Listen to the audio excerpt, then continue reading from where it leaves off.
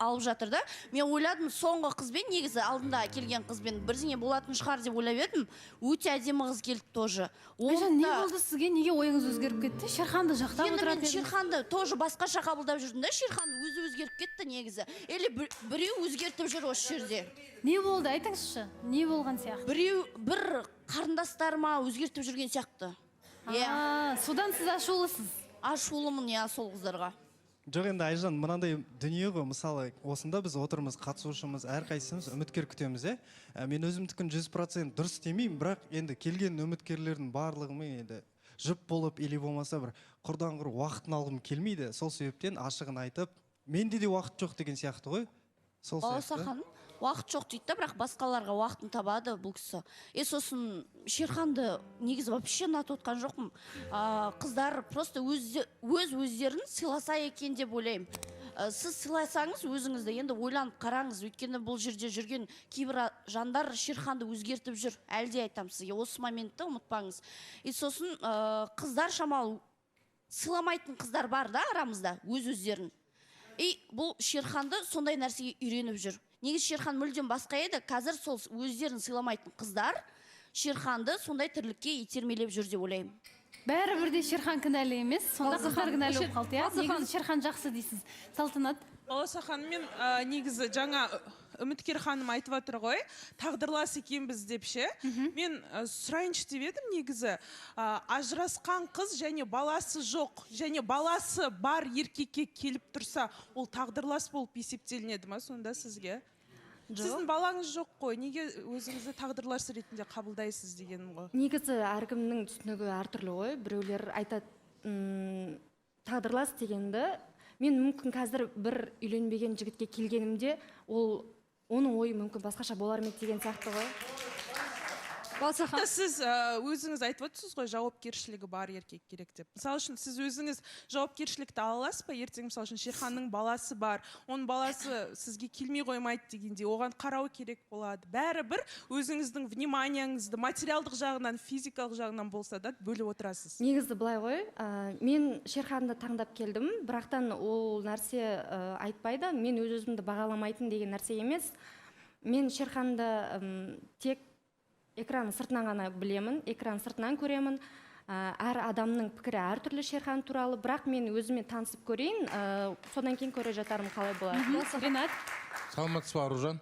Қош келдіңіз. Саламатсыз ба. Мен мына жерде просто Шерханға сұрақ қойғым келіп отыр. Шерхан, бір емес уже 5-ші үміткер ғой деймін ба, келіп отқан саған.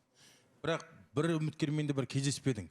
Енді қайта осы қызбен бір кездесу жасайтын шығарсың, Енді бірінші шымылдық ашылсын, қазір танысайық, білісейік, сосын айтам. Андай ғой, Балауса ханым, біз ортаға шығып үміткермен қанша кездессек те, осы жерде Шерхан бізге қарай шығады ғой. Ойбай, өйтпейсің, сен бүйтпейсің деп. Енді Шерхан, сен осы жолы осы үміткермен кездеспесең, саған уже жоба шара қолданатын сияқты. Енді Алла қаласа, алдағы уақытта көреміз. Әлі шымылдық ашылған жоқ, біз тағы айтып отырмын. Нұржан? Қош келдіңіз, Аружан. Негізі Аружанның түрі таныс болып отыр. Мен бір-екі жерден көріп қалған сияқтымын. Арыстікімін дедіңіз ғой, Енді сіз үміт артып келіп отырсыз. Бірақ енді тағдырлас деп жатсыз. Бірақ Шерханға өзімен тағдырлас адам керек емес негізі. Бұл өзі ажырасқаннан кейін ғана ажырасқан қыздарды қабылдаймын деп айтып жүр ау. Негізі бұның мақсаты, талғамы барлығы ажыраспаған қызда да. Қазір сізді келіп отқан екен, сіздің де үмітіңіз ақталмай қалатын сияқты болып отыр да. Шерхан өзі сондай, әдемі сөйлейді, әдемі пікір айтады, бірақ тірлігімен оның бәрін жойып жібереді да. Келдіңіз ғой сіз.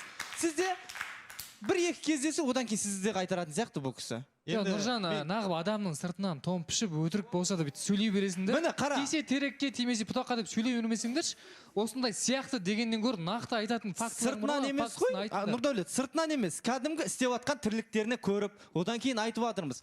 Бұның талғамы, мен тағы да айтам, ажыраспаған қыз, ажырасқан қыздар келе ма, шетінен қайтара береді. Осы сөз жаттап алыңдаршы қатысушылар. Ажырасқан қыз келеді, Шерхан шетінен қайтарады да отырады. Нұржан, бір нәрсеге сүйеніп айту керек қой, адам бір аргумент болу керек. Не себептен олай ойладың, сен айтшы. Осы уақытқа дейін саған ажырасқан қыздар келді, төртіншісі келіп отыр. Сен бәрін қайтарып жатсың. Мен тағы да айтамын, тағы да қайтарасың сен. Жоқ, мен түсінбей тұрмын да, Нұржан, немене сен тәуіпкерлік қасиетің бар ма? Бірден тұрып, дөп басып, мен қайтам, мен істеймін, ондай болмайтын шығар бәлкім. Әлде сендер Шерхан жақсы сөйлейді деп көре алмайсыңдар ма бұл жерде? Шерхан бірден пікір айтса, орынды нақты айтады. Мен мына жерде ойламаймын, енді Шерхан бірден қайтарып салды деп. Өйткені әп-әдемі жақсы қыз келіп отыр, талғамында қыз келіп отырған сияқты. Сондықтан бірден бұндай деп дөп басайды керек. Әрине қайтармайды. Мынандай әңгімеден кейін бірден қайтарып жүрсе, тағы атылады дейді да, бұл бір-екі кездесу жасайды. Бұл енді логикасы ғой, енді тәжірибелі қатысушы ғой, не дегенмен. Бірақ енді жігіттер қыздар былай ғой, біз 4-ші сезонда отырған кезде мысалы экс әйел жұбайымен біз бәріміз үйленеді деп ойлаған жоқпыз. Мысалы ше, ал бірақ Шерханның ойы өзгеріп кетті да, біз өйткені талаптар бір-біріне келмейді. Ақботаның талабына Шерхан келмей тұрған, Шерхан талабына Ақбота келмей тұрған. Бірақ та екеуі үйленіп кетті. Тура сол сияқты нәрсе болуы мүмкін да. Бұл өмір, барлығы мүмкін. Сол үшін сәтсіз шықпау үшін талаптарды аттамау керек та, сол үшін. Талап қойдың ба, сода тұру керек. Әйтпесе сәтсіз шықпалады ол нәрселер. Ол үшін екі адам да зардап шегіп қалады. Нұрдәулет сәтсіз шықты. Орталарында бала бар, дұрыс па? Мейлі екеуі бірге болмаса да. Жоқ, қазір Нұрдәулет айтатын болсам ауыр болып кетеді да, сәтсіз шықты ғой. Оны барлықтарың білесіңдер. Оны былай тақай берудің қажеті жоқ, Нұрдәулет. Ол сәтсіз шықты деген нәрсе емес. Ол сабақ. Екеуіне де сабақ. Ол нәрсе болу керек болды. Негізі айтып жатсыздар ғой, сәтсіз шықты деген сияқты дүниелерді. Мен ойлаймын, ол нәрсе менің талаптарымның өзгермегенінен или өзгергенінен болды деп ойламаймын. Себебі бізде отбасылық өмірде мүлдем басқаша болды. Біз қыз жігіт болып 7 айдай бірге жүрдік. Ол кезде барлығы дұрыс етін.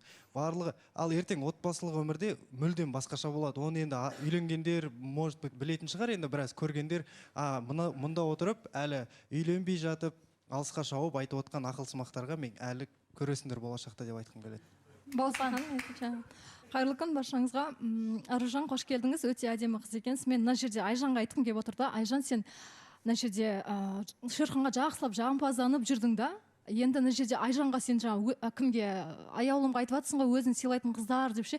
Өзін сыйлайтын қыз туралы сен айтпай ақ қой. Мына жерде Жанбекке бір жабыстың, Шерханға бір жабыстың, одан қалса жағымпаздандың. Енді саған қарамағаннан кейін Шерханды қаралаудың керегі жоқ. Енді Шерхандікі де дұрыс бір жағынан деп ойлаймын. Себебі сезім ашылмаса, мына жерде шамалы болсын бір нәрсе былай түртілмесе, қалай ол барып әр қызға барып ашин үміткер болып келді екен деп барып үлкен нәрсе жасай бермейді ғой. Мүмкін осы қызға сезім ашылып қалар. Сезім ашылған кезде Шерханды көрдік қой алдында да, әйеліне сезім ашылған кезде жасайды сол нәрселерді.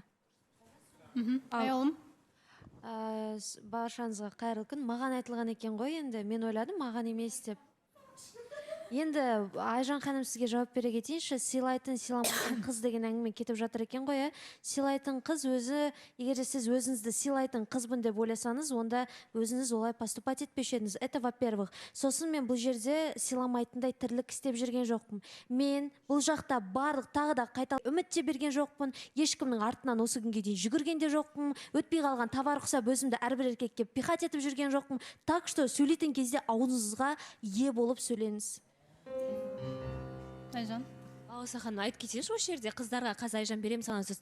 Өздеріңді солай төмен көрсетпетіндер, андай товар деген сөз, ол негізінде қыз балаға тән нәрсе емес, біз адамбыз. Олай айтқан шынымен де менің жаным ашиды, олай айтқан товар деп мысал келтірмеңдер, басқа да мысал көп қой. Балауса ханым, енді неше түрлі сөздер айтылады осы эфирде. Соның бәрін маған жаба салады ғой көбісі. Кім айтты, Айжан шығарды. Аузын ашса болды, Айжан болды. Кім кінәлі, мен кінәлі. Солай ақ болсын, жарайды. Өздері айтып алады да, сосын өздері мойындамайды сондай жаман сөздерді. Осы жерде аяулым саған жауап бере салайын. Бұл жерде аяулым Лаураны үйретіп жүр екен. Сен жаныңда жүрген жаман адам деп бар ғой. Екеуміздің арамызға түсіп жүр да, не то что Шерханның арасына емес. Бұл жерде Лаураға жаңағыдай ақыл үйретіп жүрген, жанында жүрген адам жаман деп. Арамызда не бар екен білмейсіңдер, сендер ойланып барып айтыңдар сосын. Сендер сияқты екі құрбы болып, ортамызда бір жігіт жүрген жоқ. Сендер до того бір жігітке бола екеуің ұрсып, бір-бірлерің үйлерінен көшіп кеткенсіңдер. Енді келіп құрбы болып жүрсіңдер. Ол не өтірік әңгіме? Айжан, сіз жалпы каждый осы жақта болып жатқан дүниені көре алмайсыз ба, мен білмеймін. Біз Аделя екеуміз бір жігіт үшін ешқашан қырылмағанбыз. Это во-первых. Сосын во-вторых, ол үйден көшіп кеткеніне сіздің не шатағыңыз бар? Ол көше ма көшпей ма өзі білет, ол жігіт үшін емес. Либо сіз қатты қызғанып айтасыз, сосын айтып жатсыз Шерхан екеуміздің арамызға түстіңдер деп. Натто пошло, сендер Шерхан екеулерін жүргенде жоқсыңдар. И Лаура екеулердің араларына мен түскенде жоқпын. Так что ана миыңдағы шариктарыңды түзеп аласың ба, сөйтіп түзеп алып бірақ сөйлейсің ау. Аделя. Балаусағаны мен бір рет айта кетсем, Айжан ханымға бағана айтып отырға, аяулым Лаура екеуміздің ортамызға түсті деген секілді. Аяулым екеуміздің ортамызға түсіп мені балағаттап сөздер айтқан болатын. Соны айтпай ақ қойын, Шолпан ханымға айтқым келіп отыр.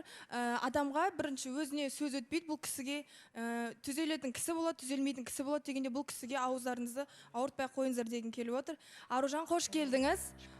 Сізге бір сұрақ қойғым келіп отыр. Екеуіңіз де тұрмыста болыпсыздар, үйленген адамсыздар. Алдағы уақытта бір-бірлеріңіздің экс жұбайларыңызбен салыстырмайсыздар ма? Болашақта барлығы жақсы болып кетіп жатса? Жоқ, мүлде. Менің тарапымнан ондай нәрсе жоқ. Мен негізі былай айтқым келеді, өтірік айтқым келіп тұрған жоқ. Кейде өзім тарапынан айта берейін, бұрынғы ғашық болған адамды кейде іздеп қаласың, анандай моменттер болады. Осындай бір осы бір қасиеттері мен болашақ жарымда болса екен деген сияқты бір моменттер болады ше. Жақсы болады ғой, бір өзіңнің кезінде соған қалай ғашық болдың, сол моменттерді қайтадан бір басыңнан өткізгің келеді. Сол жағынан мүмкіндігінше ұқсатуым мүмкін енді.